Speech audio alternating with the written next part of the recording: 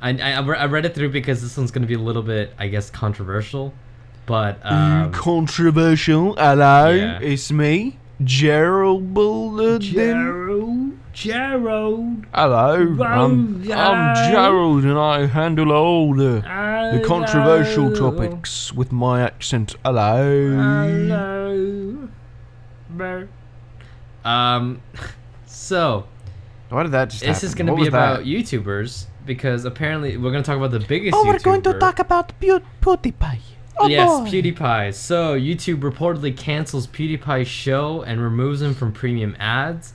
On top of this, Disney has canceled ties with PewDiePie as well. Because he made a super cool kill all Jews joke, which is real funny. He made apparently a really kind of in poor taste. No, listen. Everyone's gonna have a different sense of humor, and sometimes, you know, we make crass jokes. We make jokes that maybe don't hit all the right strings. But then there's sometimes where we make jokes that after you say it, you realize it's really not that funny, and it just makes you feel kind of offensive and stupid to people. You just feel like, wow, that wasn't funny. So this is one of the cases where he made a death to all Jews kind of joke, and didn't come out very funny. Just came out kind of not very funny, and because of that, yikes. Like, I don't know, Andy. Like, what? I guess, like, what do you think? I don't know. I think. Was it in poor taste? Like, that's my question. Was it in poor taste? Well, I didn't see it. Yes, so, I think heard it was about it, in poor taste. Because I was actually talking with Adrian about it the other day. The actual video itself. He went to a website where you can have anyone advertise anything for like money. Like these people in the jungle will be like, pay us $5 and we'll dance around a river and chant something for you, or pay us $10 and we'll hold up a sign and dance for you. Like, apparently he paid them to hold up this sign that said "kill all Jews," and they didn't know what it meant because apparently they didn't speak English. Yeah, and they're just dancing with the sign like they didn't know, and like, I don't know. I think that's yeah. In this climate, in this political climate, and everything that's going on, and just the message itself, like that's not funny, and if it's in poor taste, even for people who think it's funny. Even if, I think you know, I'm not one to judge people's humor, but like that. But even if that's not good.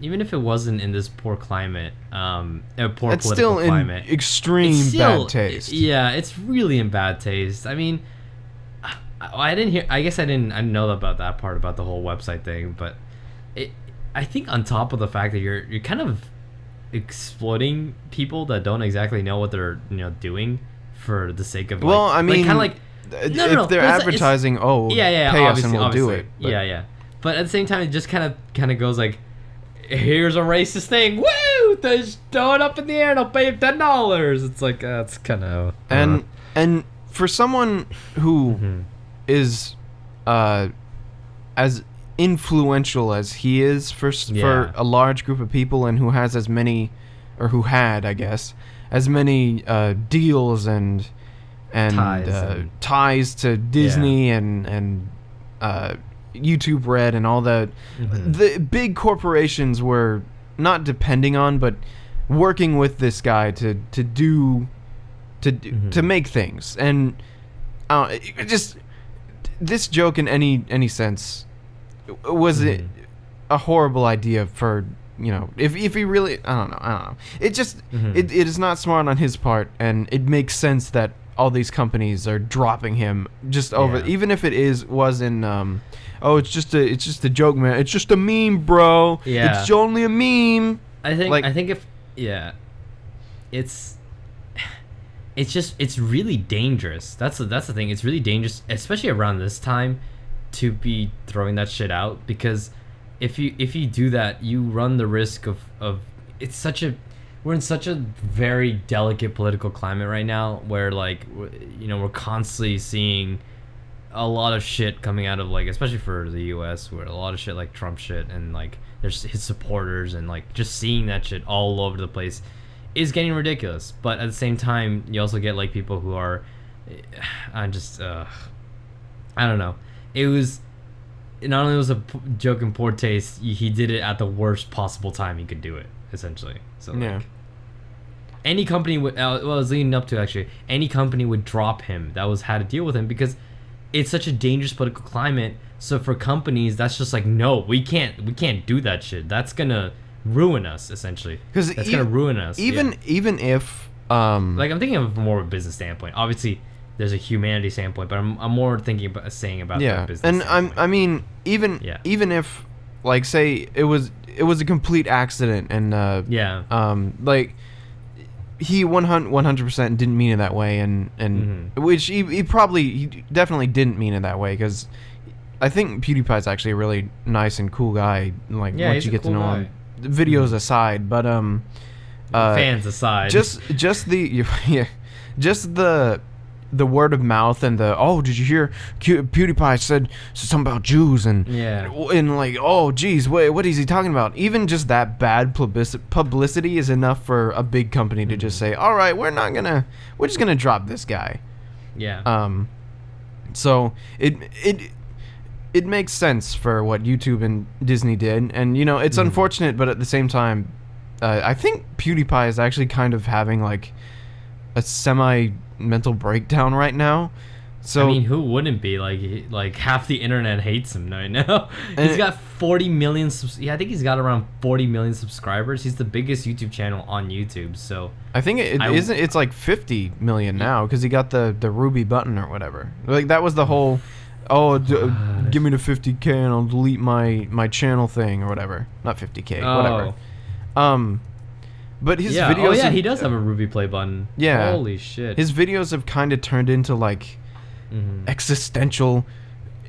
like, he's looking in on himself, and he's got the worst Filthy Frank impression going on, and it just... it's... I don't know what's going on with PewDiePie. I think because, like, he's realizing... the futility of man and life itself. Think about it like this. He's Horatio, risen to the very... I knew him, Horatio. He's risen to the very tip top that you can get to. The second biggest YouTube channel, which I think is like Vivo Music or something like that, is only like maybe 20 million, like not even 20, like 15 million or 16 million, or something like, I don't know, in the 20s or something like that. PewDiePie is 50 million subscribers. No one has ever reached that feat on top of that. And he's just one dude. He's not like he's a corporation. Away. Yeah, exactly. And he's only one guy. And it's not only, it's just, how do you, I guess, like, also the deal is, like, he's got so many deals now with so many different multi-billion-dollar companies, and then on top of that, his fan base has grown so big to the point where he can't recognize half of his fans, because it's 50 million subscribers on top of everyone else who watches him, right? So the problem starts becoming for him is, how do I think he's just starting to lose it, because who wouldn't lose it at that rate? You have so much power, influence, popularity, that you really just, what do you do with all that influence, right? Either die the hero, you live long enough to see yourself become the villain. Not exactly that, but I guess you could say it's not. What? Anyways. The fire rises, brother. It's me, Bang. Hey, how's it going? But I think your control, PewDiePie. Take control of your YouTube. All right, that's enough. That's enough of the Bane for now. Bane voice. Bane. But I think he's existential, because, I mean, who wouldn't be existential at that rate? You own, you actually, now think about it. His subscriber amount is as much as the population in Ontario. That's an entire fucking province. Not in Canada. Ontario. Jesus. Like, his subscriber base is bigger than some small countries. That's stupid. That's stupid. But I mean, he's got it's more just, subscribers than the amount of monkeys on Madagascar. Yeah, Lemurs. Lemurs. It's Oh, ridiculous. Oh, God. Just as a complete aside, just because I remembered, I watched The Penguins of Madagascar on Netflix. That is the most. Whoa, what's the matter? So weird. Yeah. Okay. Canada. Okay, I just looked it up. Canada has a population of. Okay, the census is kind of old, 2013. But Canada has around a population of maybe now. 35 to 40 million, I would say. Probably more now that we have an influx of immigrants. So probably like 45 million. Let's just put the number at 45 million. 45 million. And PewDiePie has 50 million. He's big. He has a bigger subscriber count than the entire country of Canada. That's so much, right? So at that rate, what do you do? What do you say to people? You are legitimately one of the most, if not one of the most influential people on the planet right now. That's ridiculous. So I'm not surprised that he's become more existential in his videos, or he's become more, I would say, aware of the world. Like he's starting to talk about more like worldly things, because why wouldn't he? He literally is, to some people, he is a world figure, which is crazy. It's stupid, but it's understandable when you have 50 fucking million people watching you every day. Or like at least a good chunk of that watching you every day or every week. It's ridiculous. And of course, with that, with great, okay, see, this is the quote you should have used, Andy. With great responsibility. Great power comes great responsibility. Now, excuse me, Peter, I'm gonna die. Gonna die, Uncle Ben, no. But that's the reality that PewDiePie's going through. He's one guy. He's only one guy. He's not a corporation. He's not made up of 100 people. He doesn't have a board of trustees. He's one guy. So when he makes a mistake, it all falls on him. There's no one else to blame. There's no one else to push this on. It's all on him. And with 50 million people watching, plus other outside people watching, of course he's going to get a lot of shit for anything he does. Which, I'm not defending the statement that he made, the really very poor taste joke. I'm not saying that. But it makes sense as to why he's having multiple nervous breakdowns in the past 2 years, because he's reached a milestone unthought of by anybody. So I don't know. And I mean, I feel bad for him. Yeah, he's a nice guy. He's a genuinely nice guy. But he probably has enough money to just stop making YouTube and just fade into the ether. Into the ether of 50 million fucking gazillion dollars that he makes every year. Hi guys, how you doing? I'm just gonna leave now. Goodbye. I think that I don't know. I wouldn't actually be surprised if that actually ends up happening. If he's so like, too. okay, I'm done. See ya.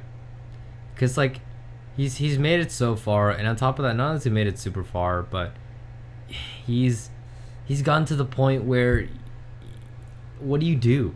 Like what kind of content do I make? I just make the same shit over and over again. At that point, you've made so much content that you realize like and you make so much money off of that content. Like luckily he made so much money off of it that he can just retire at the age of like what? He's like 28 maybe? Jesus.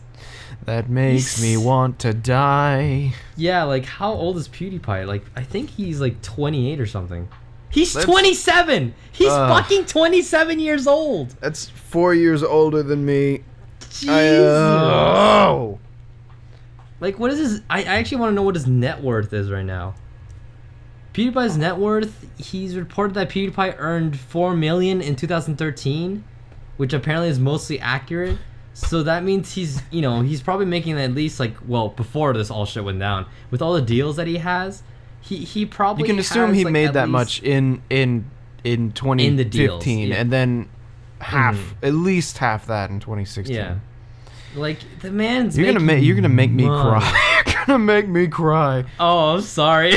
Thinking about is this too real? Some dude 4 years older than me, multi-millionaire.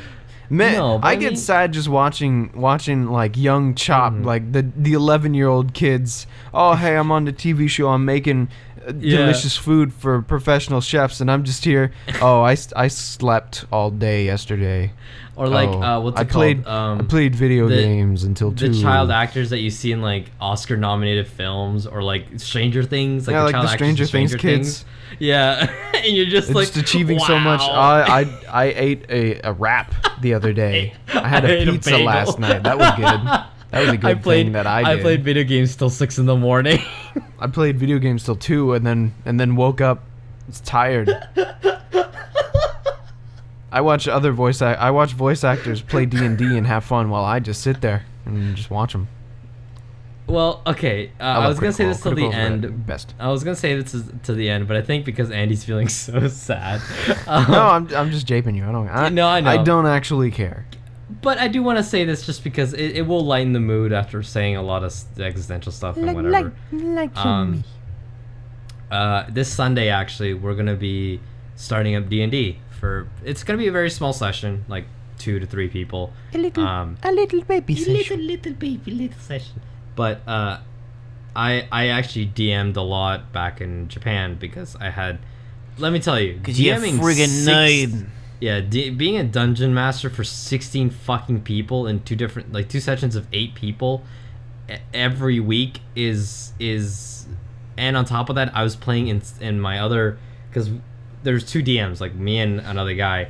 I was playing in his session as another character, so there was 3 days a week where I was playing D&D either as like the head of it or as a character in it, and it's like, oh god, so it was exhausting. So this is gonna be so nice playing with just 2 to 3 people. My god, it's actually it's so semi nice. worries me. Please balance your encounters. Please don't kill us. Yeah, no. There's actually an online website called there's an online website called Cobalt Fight Club. Yeah, no. Actually, I found an even better one. Goblin Encounter.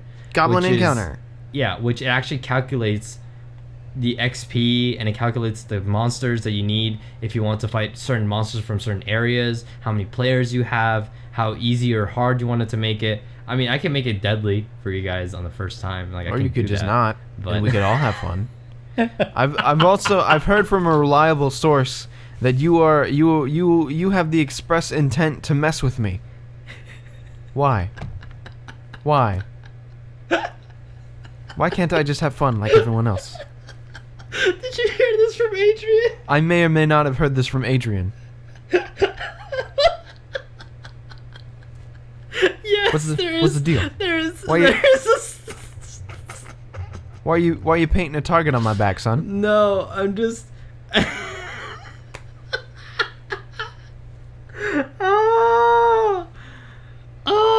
I just want you to have fun, Andy. I would like to have fun too.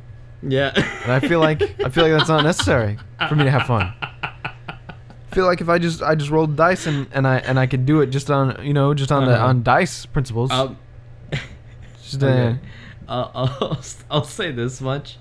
Okay, I'll actually tell you what I was planning to do, because I don't want to mess with you. I don't want to mess with you hard. Well, no, I mean you're the DM. Just No. It might. The thing I was telling Adrian is that it might mess with you emotionally, which I don't want to do that because that's kind of fucked up. Emotionally, I don't care. I don't care about emotions. I was actually gonna put because most of the time you make like in most video games, actually it's an interesting thing to talk about. But in most games, people make characters based on some part of themselves, and especially when it comes down to what sex or gender your character becomes. There's a lot of people who end up going like, some like a lot of guy players end up going guys, but there's some guy players who go girls and some girl players who go guys. It goes in between the two of them, but it's usually something relatable. So I'm thinking like, oh, Andy's gonna make a male character, and then at one point, what? A male character. Oh, like, yeah. And at one point I was telling Adrian, I was like, you know what? I should have like a love interest for Andy's character, but I want Andy the player and Andy the character to also fall in love with this character, right?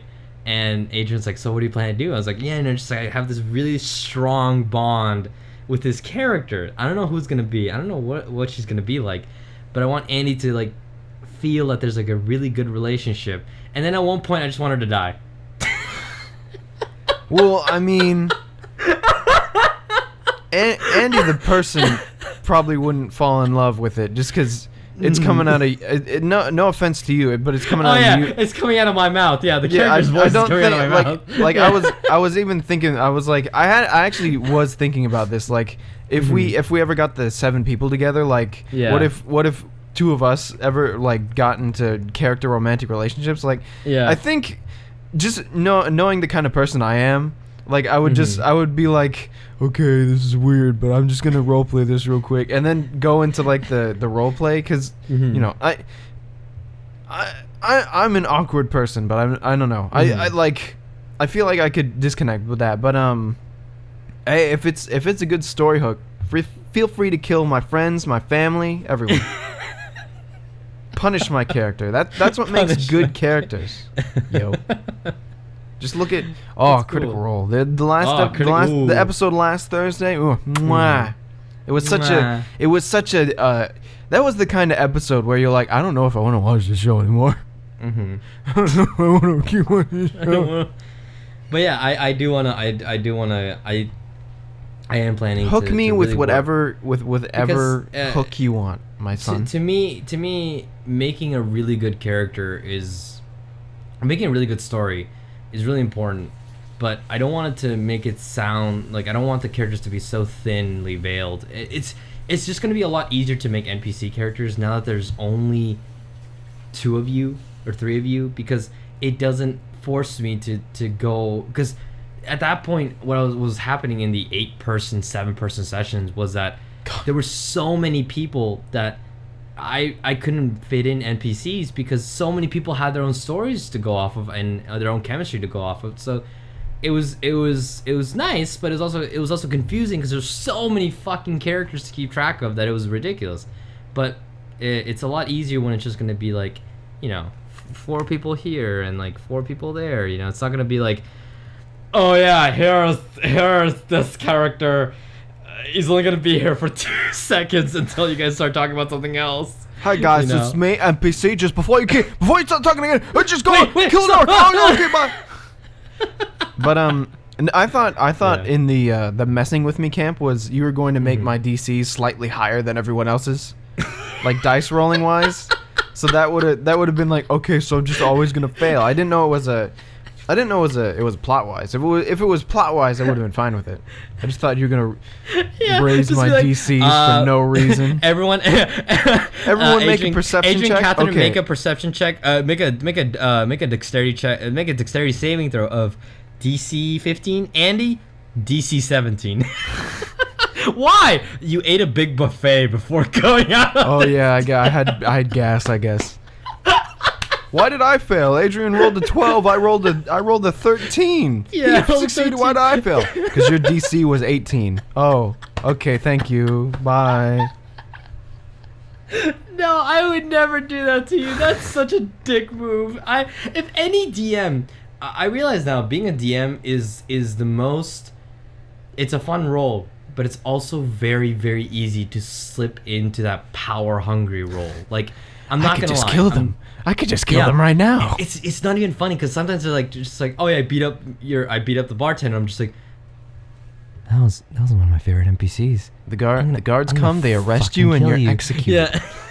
Guards come and they shoot you with what? Guns. They don't have guns. Yes, they have guns. An alien descends from the sky, abducts you, and now you're dead. That's not in the player's handbook. It's in my sad book. It's where you went.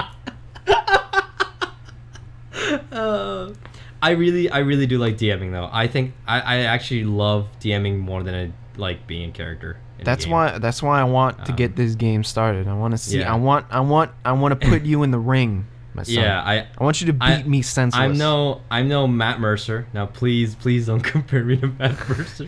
I'm just sitting at the table, arms crossed. This is as good as Crackle Roll. Matt Mercer wouldn't have done it this way. Yeah, Adrian like doesn't do a single line in character. And you're just like, oh, Critical Role would do it in character. Why aren't you in character right now? You're supposed to be in character. But in Critical Role, they're always in character. It's stupid. This game's dumb. I hate this game. You're not Matt Mercer. You're not Lee O'Brien. I hate this game. I hate it. Oh my god! I thought. Oh, sorry. I thought we were gonna play D&D, not lame and lame. Why am I laughing so hard at this? Cause you know, if I were a horrible person, I'd do that. Yeah, I know. Oh my god. But yeah, I really hope you can figure out your character, because Andy's. So before this, we started talking about like just a couple final things before we start our first mini session, which is going to be an introductory session for Andy. Hashtag mini Andrew. sesh. Yeah, I'm excited because it'll get people going. What would be great actually is if we could like Skype people in and stuff like that if they're free. You know, that'd be cool because they don't have to drive.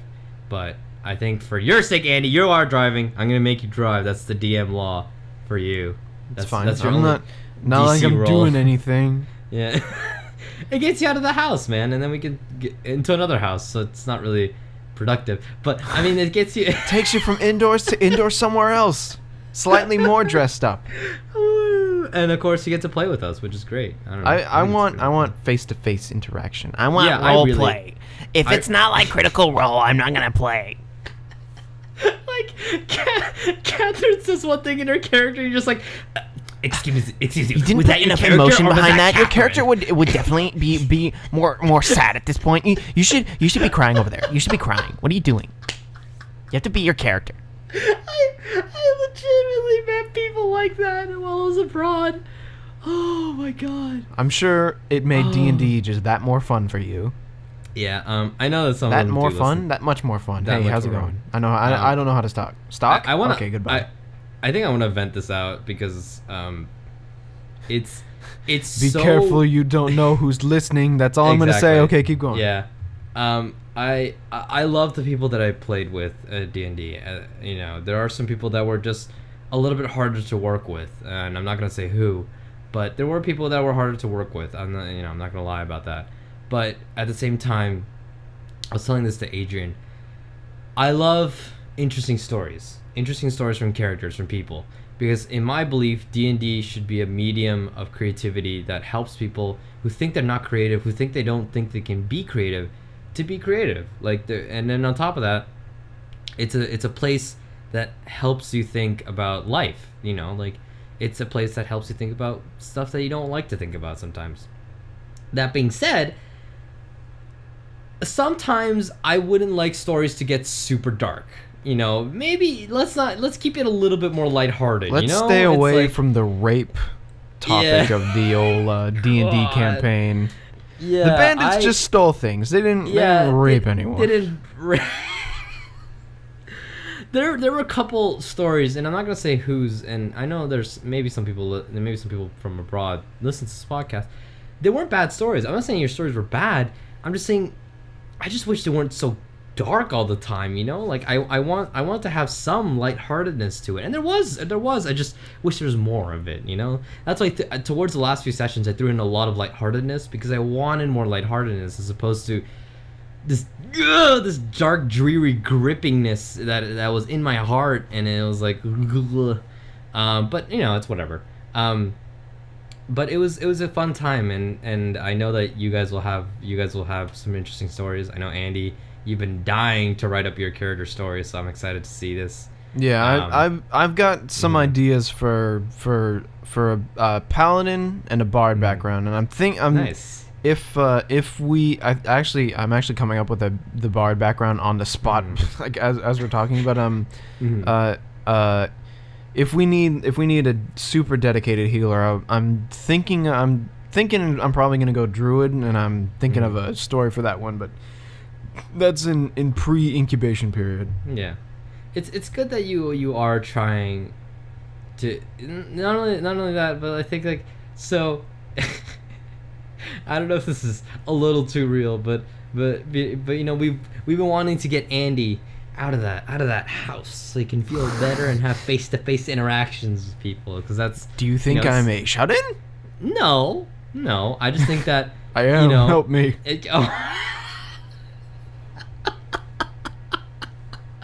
I was just saying say that just to make sure I wasn't gonna like step on any toes. No, I didn't know. It was, no, okay. my car before yesterday, my car Yeah. hadn't moved in maybe a month.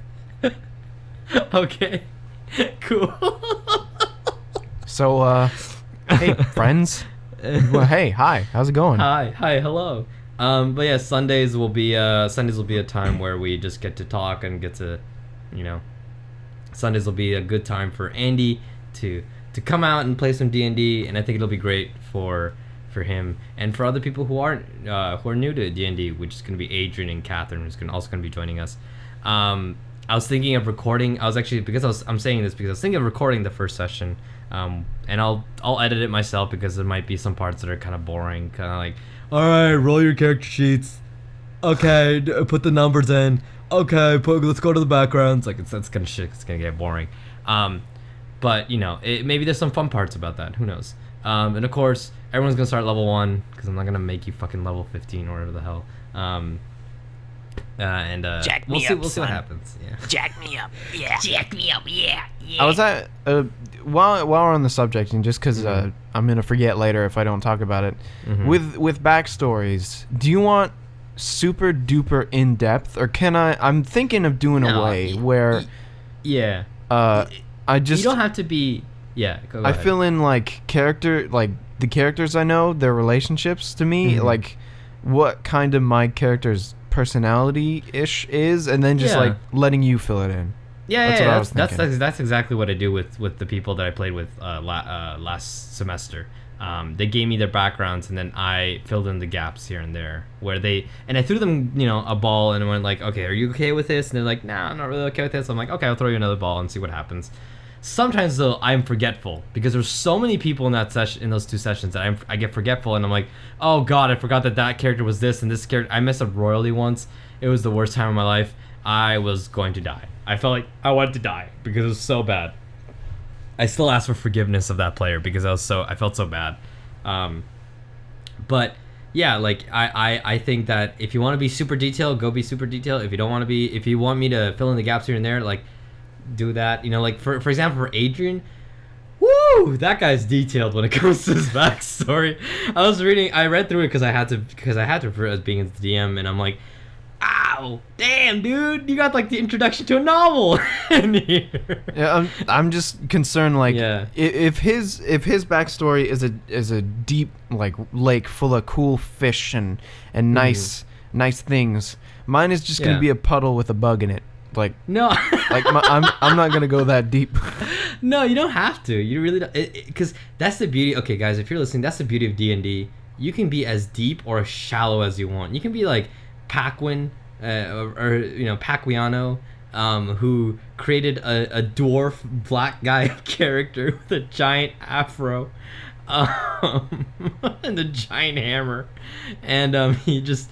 And he had no backstory except that he falls around Andy's character, and Andy shock puts him wherever he goes.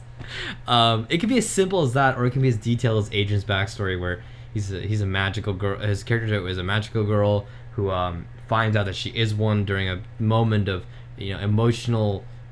critical emotional development, and she goes to a certain academy, and it's just like, it's very detailed, right? But you can be as simple or as detailed as you want, because that's the beauty of D&D. I fucking love D&D. If anything, if D&D has become my favorite game ever made, I think. I would, maybe not my favorite, BioShock, okay, video games, but if I were to put something else, like what is my favorite things ever made in terms of games, it'd be some video games here and there, but it'd be like solidly D&D would be in that list, top 5 at least, because it has let me become more creative, and on top of that, it has led to people to maybe like D&D and pursue it in the future, which is what I was hoping for, essentially. See, this is why I think you should check out Matt Colville, because like I feel like his videos are super interesting for me, but they would be like, they could be super influential for you. Like you could get some cool ideas off of them. Definitely. I have to ask you, Andy, though, Are you okay with it getting a little bit ridiculous? I just don't want. I'm fine with ridiculousness. I'm just. Mm-hmm. I would be. I don't know. I just wouldn't want to walk into a bar and then the bartender be like, "Whoa, hey, you're the 1,000th person to walk into my bar. Hey, welcome. What do you want? Get a Hey, free how's it axe. going?" You Just get like a free- everything be dialed up to 9 all the time. Just because like No. I think No. I think D&D is a story. You have to pace it out. Like any story, you have to pace it out. Of course, you Yeah. have to pace it out. Yeah. Like, I'm not gonna be like you're walking in this forest. 3 dragons show up. It's like a holy snake shit. coils out of the ground and says, "Oh, hello there, traveler. You're the first human I've ever seen. Would you like It to?" turns into a beautiful woman. And then my character's like, this is weird. Because I think my paladin character is definitely going to be more of a serious character. Yeah. But I'm the bard. It's a bard. Like I. Oh my god, you're gonna be what's his name from Critical Role? Scanlan? Scanlan. Because I actually discovered on Mm-hmm. on a certain site of dubious origin, there's a bard college that's called the College of Satire, and the bard What? That's he cool. makes puns, and he's like a screw up, and one of his abilities is just like fall over, and it counts as a disengage and dash action. What the So it's just fuck? like, this bard is Yeah. me. This is my This is me. this is a me bard. This is me. So if I choose to play that bard, it's just gonna be me running around in like a medieval setting. Wow. But yeah. Dang. Oh god. Should But, we yeah. We spent a lot of time on that, but I did want to spend a lot of time with that because like I this week actually I haven't played a lot of games, so that was my kind of part, I guess. For what have I been playing? I haven't really been playing that much. Yakuza I've been 0, playing preparation but, for yeah. D&D. Yeah, basically. I actually have all my books and everything in one cupboard in my room because I like to keep them all together. And I've been collecting so much dices, like so many dices now that like I love collecting dices. I actually want to buy if I could go to every state in the U.S. and find a comic shop where they sell D20s and buy a D20 from every state. And that would be like my dream to collect. I just enjoy collecting dice. I really do. So I know weird hobby. you haven't kept up with Critical Role, but Laura Bailey on the show, she has like a huge bag of just nothing but dice. Yeah. And it's like, there are definitely dice hoarders out there. Mm-hmm. I'm gonna need to borrow some of those because I don't have any nerd dice. I have so many nerd dice. Don't worry, but I actually wanted to get the one thing I wanted to get at our local comic store. Wow, I'm still going off about this. I'm so sorry, guys, but Not I guess even. this is my session. Yeah. I actually at our local store that we usually go to buy board games and stuff Cool like stuff. that called Cool Stuff. If you're ever around the Florida area, check out Cool Stuff. They got deals every day. This week's podcast is sponsored by Cool Stuff. No, we're not sponsored. We can't say that. That's not legal. Sponsored by Loot Crate. We can't say that either. But there are these. I want to get these. So at Cool Stuff, they sell a lot of different dice, and then there are these metal D20s that they sell at Cool Stuff, and I really want to get them because one of them is made out of is fucking just gold. It's a golden D20, and I was like, and oh my god, it's gonna throw it off. Oh, it's actually out of stock. Whatever. I'm gonna get the silver one. At least I'm gonna get the silver one. But whatever. The point is, holy shit, they got some cool ass dice, and I want to get one of them. So I don't know. I'm saying this because hell yeah, dude. Collecting dice is my thing. It's such my thing. I love it. If somebody on my birthday, because on Amazon.com you can actually get a bag of dice, 30 different. I think it was like 20 different types of dice, which equals to about 120 individual dices. If somebody got that for my birthday, it's like $25. You know, I'm not just throwing it out there, you know, because my birthday's not coming up or anything. But you know, like if I got that, something tells me your birthday is coming up and you want some of these dice. But I have it on my I have it on my Amazon wish list. Wow, it's I'm like getting mixed signals here. I really want to get them because they have certain colors that I really like. But the thing is, it's 140 dice, individual dices, and people are like, "Why would you need that many dice?" I don't. But I want them. But I want. I want them. I mean, it's so cool to have this many dice. I just, oh my god. When you I have use such a Meteor passion. Storm, you can actually roll 40d6. Yeah, see? Wouldn't that be fucking cool? Just like, hey guys, just give me a second. And I'm just just take gonna out these like... Are you crushing ice back there? What are you doing? I'm just rolling damage. It's rolling damage. How much damage are you rolling? You know, like... 40 d20s. Oh! Ooh, I love collecting dice. That's one of my passions that came out of D&D. I really love collecting dice. I love all sorts of dice. And hilariously enough, so little story, Andy. Do you remember when we started playing? Like we played that one session with everyone. Yes. And you know the dice that Adrian picked, the pink dice. You know, like the little nice pink dice. Yes. So it's like the pink like magical girl dice that he called it, essentially. Like it literally looks like magical girl dice. Yeah. So he just had to go with those dice, and I was like, you know what, that's pretty cool. Why not? You know, like it's a good dice. It's you know it's I bought it because I was like, this is gonna be perfect for Agent or anyone who like feels like they want to play magical girl, because it's like really really nice looking. And he was like, yeah no, I'd love to play with those. So as we started playing, he started rolling pretty badly. I remember that his rolls weren't very good, and I'm just like, oh man, maybe these dice are cursed or something. And eventually started getting to the point where you know, after that session was over and I left for Japan. So turns out those dice are cursed because whoever used them rolled really poorly, like extremely poorly. And I started realizing maybe there's something wrong with these dice. Maybe there's something like, oh god, maybe I should just like retire these dice before anyone else gets their hands on them. Leave them in like a Japanese shrine. Just be like, Yeah. evil, stay here. I was actually like planning to like leave it like in a lockbox or something, and then like I bring out this custom lockbox every time, just like who dares to try and use these dice, and I open the lockbox and like they're sitting perfectly in like a velvet kind of like cushion, and like they're sitting there perfectly, and they're just like, what are these? And like, these are the cursed dice. And then people get to play with them. Oh, that would be cool. I would love. But yeah, like I have so many. Like I love collecting dice. I love D&D in general, and I think I'm excited to start the session up. But I'm excited to screw with Andy. No, I'm kidding. Your DC is 18. Theirs is 12. Try. Just go ahead and try. Okay, I'll try. No, I tell you the DC is like, oh, your DC is 18. Oh, I rolled an 18. Your DC is 19 now. Why?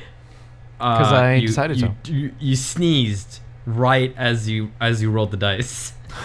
But just going back, like Laura Bailey on the show, she has so many dice that she actually has like this little cage for bad dice. It's dice jail. She like anything that rolls low, huh? I want a cage for my bad dice. What? Yeah, she just if she rolls like one, she just she puts them in dice jail for the night. Oh my god, that's great. Watch Critical Role. I actually really like Laura Bailey. I was watching her on Tabletop because I was watching a lot of Tabletop for some reason, and I really liked Laura Bailey in one episode because she was really into characters. I was like, wow, and she's also a very beautiful woman. She is. Woo. You know, I need one of those steel cases. Holy shit! If I get a steel case, oh my god, I would love that. What do you call aluminum cases? I don't fucking know. Aluminum Welcome to When's the Dice, the only podcast about dice on the internet. Oh god, the cheapest one is like $30. Shut up! I need it for my dice that are bad. I need to contain the bad dice. Holy shit! Oh my god, they have one in pink. The show has just been derailed. It's just derailed. It's completely. Over. But yeah, I really like D&D, and I hope to record the D&D session this Sunday that's coming up. So hopefully we'll get that going. But wow, yeah. So Moving on, because I haven't played really a lot of games, Yakuza 0, but I don't really have too many interesting stories. I guess the only thing I said is I ran into like 6 side quests back to back. I was literally trying to just walk over to the main quest, and I kept running into side quests, so I game didn't is get to this? do the main quests. Yakuza 0. Oh, okay. Yeah. But Andy, what have you been playing since I've been rambling for like fucking 30 minutes? Well, first off, I tried Fire Emblem Heroes. Fire Emblem Heroes. It's not really anything to write home about. It's just like, it's like super simple Fire Emblem, and then, hey, don't you want to spend money and get more characters? Don't you want to do that? No? Mhm. Okay, well then, I guess, bye. But I don't know. I'm not a mobile gamer. I can't play on my phone. I need a controller. I need a controller. I need a controller. But otherwise, the main thing I've been playing this week is I've been playing 2 things. I've been playing Enter the Gungeon, which I talked about last week, and just as a quick update of Enter the Gungeon, I don't know if I've ever had so much fun just bashing my head against a wall in a game. Like, I'm so incredibly bad at that game, but it's so fun. I can't. I don't know if ever. Like, Holy shit. there's no hope for me to beat the final Right. boss or to unlock any characters, but I just get the little guns and I go pop pop pop and I shoot the little bullets and it's fun. It's just fun. Just fun stuff. That's good though. I don't know. But I think that should be fun. yeah, it's fun, but like if you want a game where you feel accomplished, like, oh, I can actually win and beat this, don't buy it on console, buy it on PC, because then you can actually, like, I don't know, I feel like you have more agency for aiming in PC. And plus, the camera is zoomed out more on PC, so Right. a lot of the times I'll get shot by something off screen, which is, that upsets me greatly, but I bought it on PS4, so it's my fault. But that's how it goes. That's But how it- otherwise, I've been I got Neo. Ooh. Oof. Oh yeah, how is that? Neo is Garbage. good, but it is not as good as Bloodborne, which makes me Oh sad. my god. I mean, It Bloodborne whereas- was his own beast, I would say. Yeah. And where Bloodborne, the philosophy is quality over quantity, Neo, it's definitely still a very good quality game, but it definitely is more of a quantity over quality sort of thing. Right. So every enemy has the potential to give you like a Diablo-esque just poop out loot and Yeah, I saw the loot drops just like yeah, it just like, vomits oh, out loot at God, you. yeah. So there's a lot of different options for armor and weaponry, and a lot of different options for, even in an option there are 3 ways to use the weapon. So say there's like 10 weapons, so there's 30 different ways to use these weapons, and some of them are really good, some of them are incredibly bad. Like, why is this even in the game? No one would ever use this. So and it's a little bit, it seems like it's a little bit janky at times. Like, sometimes I'll get killed by hits that wouldn't have killed me before. Like, I'll just get one shot by something. Right. And some like there was this, I was stuck on the 3rd boss for a little while, and Right. The first time I fought her, I walked into the arena and she dashed at me and just killed me in one shot, and I'm like, oh, okay, I guess I'm gonna have to do this differently. And then she would do it again, but I wouldn't die. So I don't know, it's really fun, and the I think out of in a battle between Bloodborne and this game, aesthetic wise, I think I like this game more, just because I think it's more colorful. yeah, it's more colorful, and I like the feudal Japan setting way more than Gothic England, I guess. I'm actually really conflicted about that because I love both aesthetics a lot, and I can't really decide on which one would be my favorite. I just love the architecture and you're fighting big onis, and it even has like the wheel demons, the yokais. Yeah. And those were enemies in Okami, and I'm like, ooh, Japan. Ooh. It just This is the closest get to Japan. yeah, it's like, Oh, I gotta be at Japan here. but I don't know. I think it is very challenging, but it's challenging and not challenging because you can see different kinds of enemy patterns, and you can fight. There, pretty much every enemy has the same pattern. Like either they swing once, they swing twice, or they swing 3 times, and then they stand there for you to go in there and hurt them. Right. But their swings do a lot of damage, so that's where the difficulty comes in. If you misjudge, or if you go in too soon, or if you don't handle your stamina well, then they could just straight up, any enemy can just straight up kill you.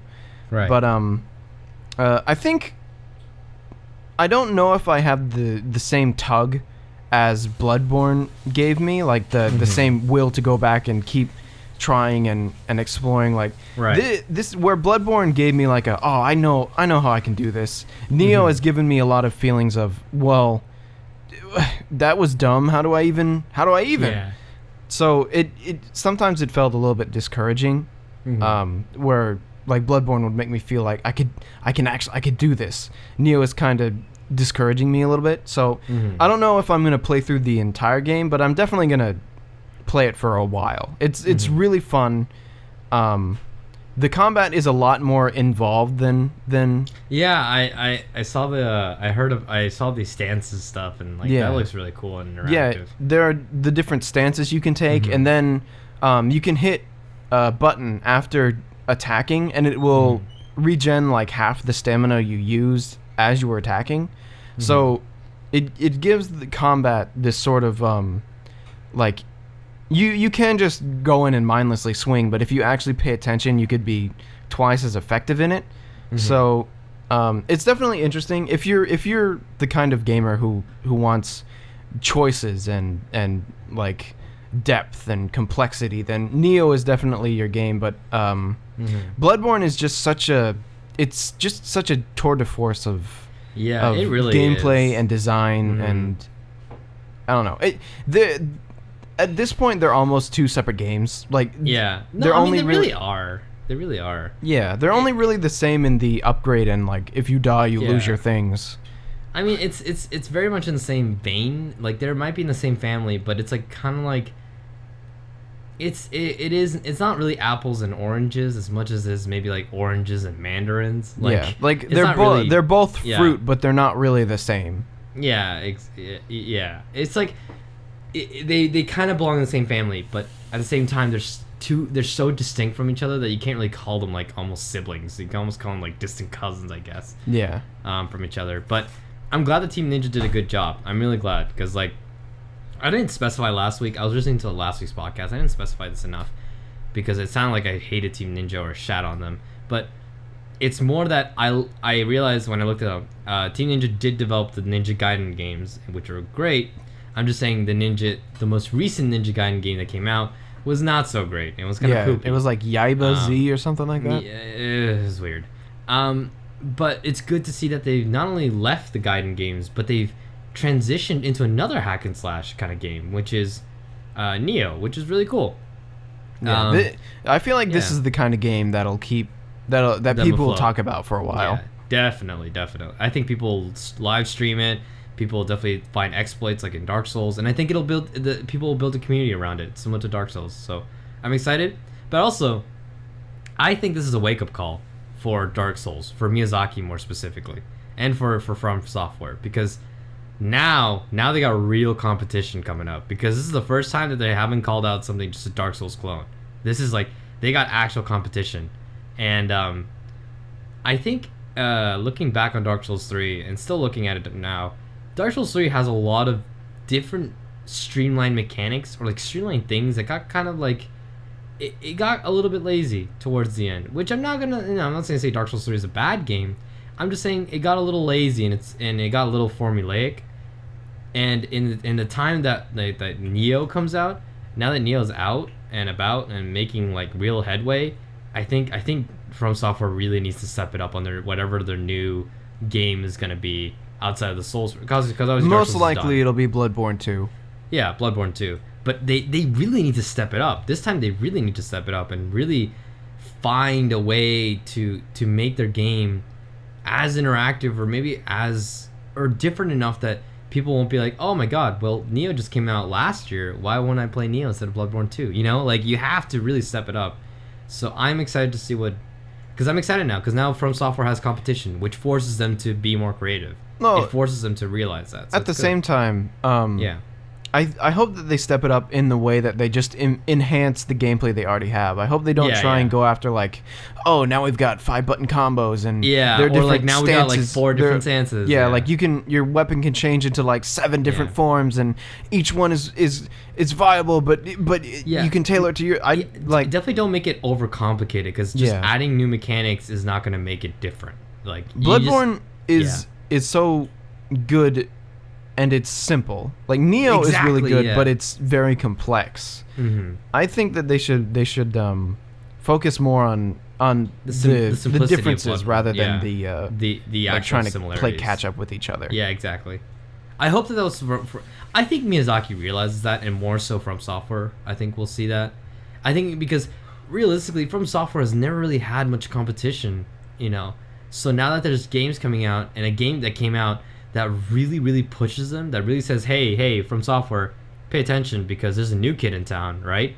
You know, he's always been the big kid in the playground, but now there's someone else, right? Equally as big as him. So in that way, they have to like really, it's good. It starts a healthy competition.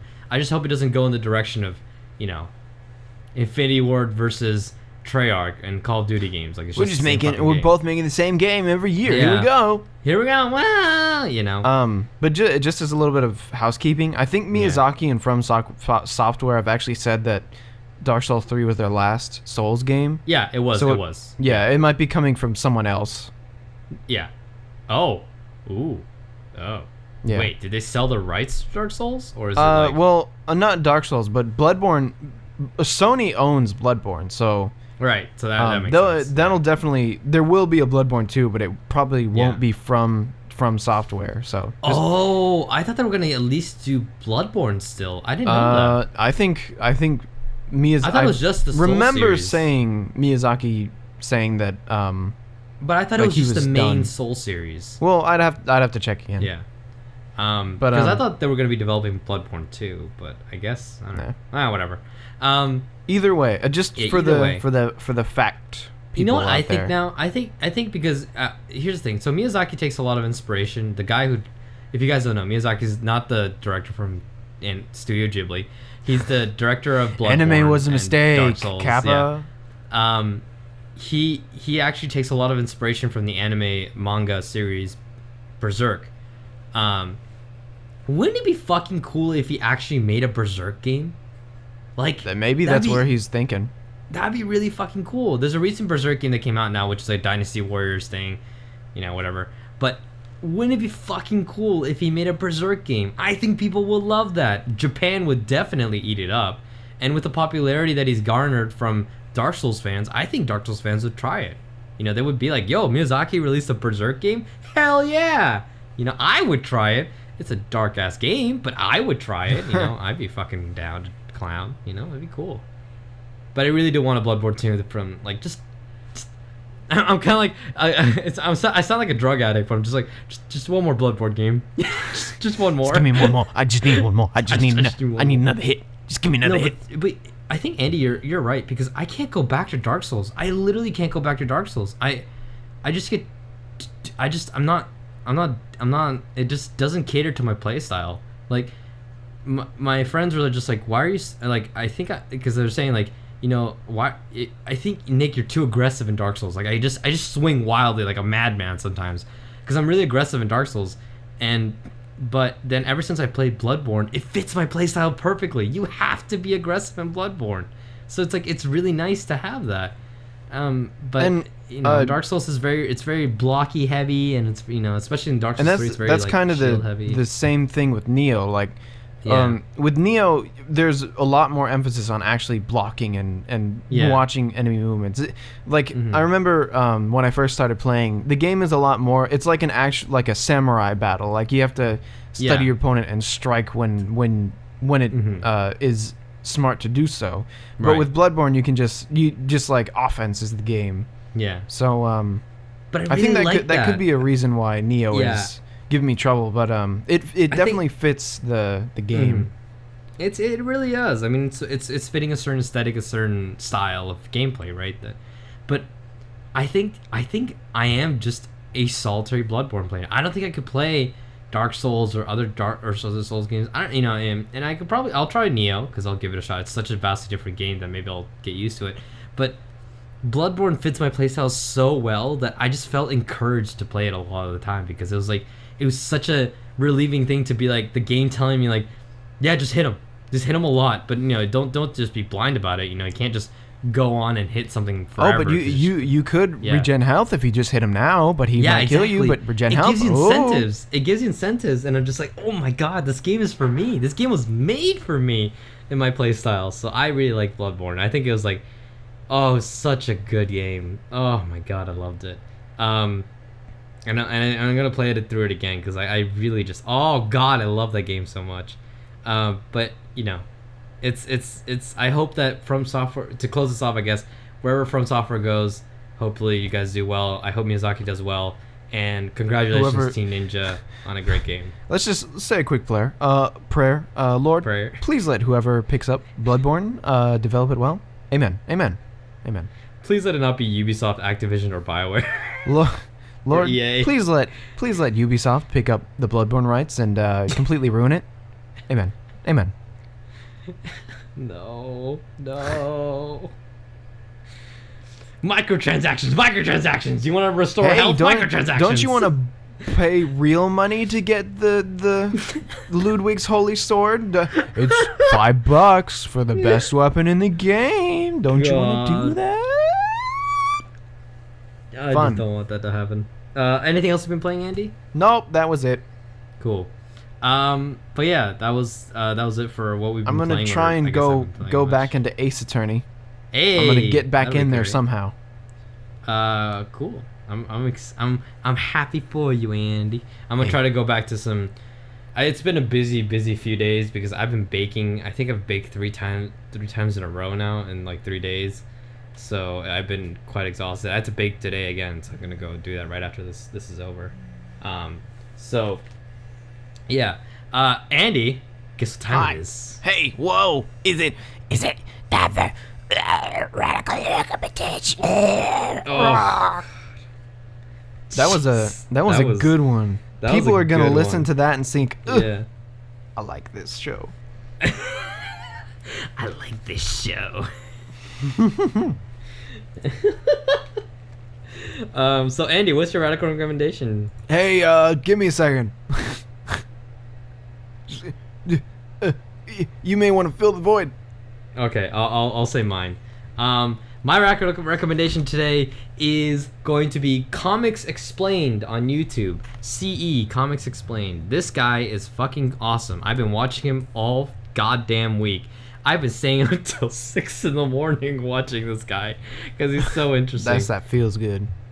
Comics Explained is a YouTube channel all about explaining comics, Marvel, DC specifically. More so Marvel than DC, but there's some DC stuff. There's a lot of DC still.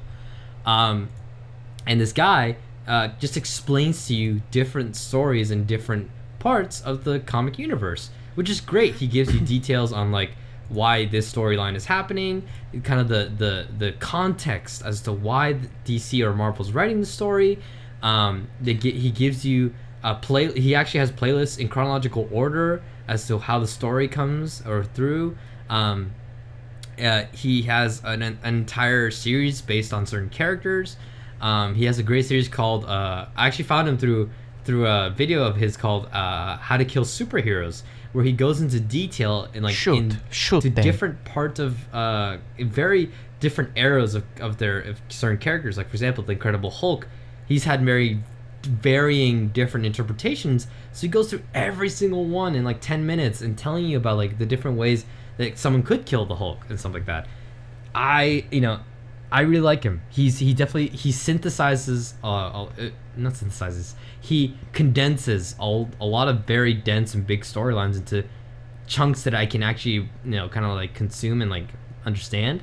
And then if I'm really really interested in the story, I'll buy the comic. So I'm actually thinking about a couple comics that I now want to buy because I really like the stories that were in there. So check him out, Comics Explained on YouTube. He's really fucking cool. If you want a starting point for his Comics Explained for any part, pick literally anything that you've ever had interest in. Is it the Hulk? Is it Spider-Man? Is it Thor? Is it Batman? Is it Superman? Like whatever it is, just choose whatever you want. Pick it. Figure it out. Check it out. Figure it out. Figure it out. There's a lot. There's a lot of them. There's a lot of them. What was this guy's name again? Comics Explained on YouTube. Comics Explained. Okay. Yeah, if cool. you've ever wanted to learn anything, like if you wanted to learn more, I have actually now more knowledge about the comic universe than I've ever had, ever. Now I have even more reasons why DC and Zack Snyder. Bleh. Stop. You suck. But yeah. Your DC is now 20 on everything. So, Andy. Hi, how's it going? What are you recommending? I recommend. So, if you ever heard of a channel called Red Letter Media, I think. No, yeah, Red Letter Media.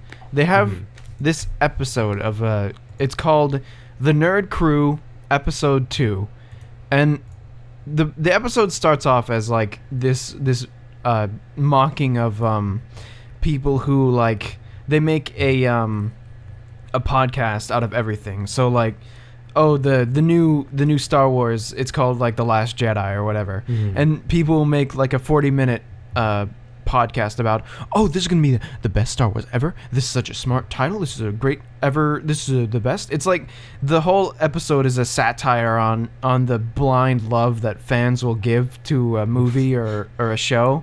And then the real reason I'm recommending this is at the end they do an unboxing of 2 fake like Loot Crate-esque boxes. So like what it's like the Geek Pack and then the Nerd box or the Nerd Crate or something like that. Amazing. And it's the 2 dudes on one side of the table filled up the boxes with just random stuff, and they're having the other guy on the other end blindly open them, and what's the episode? It's called looking it up. Red Letter Media. The Nerd Crew Episode 2. And like the last 10 minutes or so are really what I'm recommending. Recommending? Hello? Recommending? Yeah. Okay, I found it. Cool. Yeah, I might watch this. Shit. It was so funny. Oh my gosh. Yeah, I see it in the thumbnail. Geek Crate and Nerd Box unbox. Yes. Yeah. Those are. I want just like not to spoil any of the punchlines, but one of them, just taking one. After they're done unboxing the first one, they're like, "There's literally, like, $11 of value here," and it's just like, oh my gosh, this is so funny. Oh, I'm excited. I'm gonna watch this one because I'm gonna go bake right after, so I'm gonna go watch this. I've never subscribed to Loot Crate or any of those kinds of services, but can I just say I subscribed to 2 of those, 2 of them. It was Loot Crate and Board Game Crate. Wow, that was a mistake. Hey, if we ever get to where we could have sponsors in the podcast, we love you though. We do love you. If you can sponsor us, I would love to be sponsored by Board Game Crate. No, I actually do think Board Game Crate is worth it. I really like board games a lot. So actually getting a new bunch of board games every month. It's $50, a little more expensive, but board games on average cost $20, so it kind of makes sense. Well, no, but anyway, we're not sponsored. Please sponsor us though. Please sponsor us. We're sponsor us, Board Game Crate. We're shills. But that episode, that last that 10 lasted minutes. 10 minutes. Yeah. Oh my gosh, dude. Wait, the video is 19 minutes though, so that means like it takes up half the episode. Yes, it's so. That was one of the times recently that I've laughed the hardest. It was so funny. Okay, I'm excited. I'm gonna watch it. Please do. Cool. It's so Yes. good. All right, so That's my radical. so that'll bring an end to. Oh, Jesus. That'll bring an end to the podcast, guys. So thank you so much for listening once again. And of course, we are on Facebook and Facebook. We're on Facebook and Facebook. And of course, this episode will be posted on SoundCloud. I decided to change this up, so I'm gonna be posting the episode up, like the day that we record it, or the day that Andy, whenever Andy's done editing, because I don't want to rush him. It's usually day whenever. To give credit when credit is due, it's usually the same day. Yeah. And then I will post it that day, and then I'll add annotations at some point in the weekend, so that people get annotations just in case. But yeah. So that'll be it. That'll What be about all. YouTube?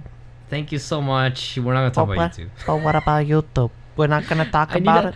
I need to actually edit the video, which I really don't. I had to actually go and edit shit on Adobe Premiere on like the school computers, because I don't have Adobe Premiere on this computer.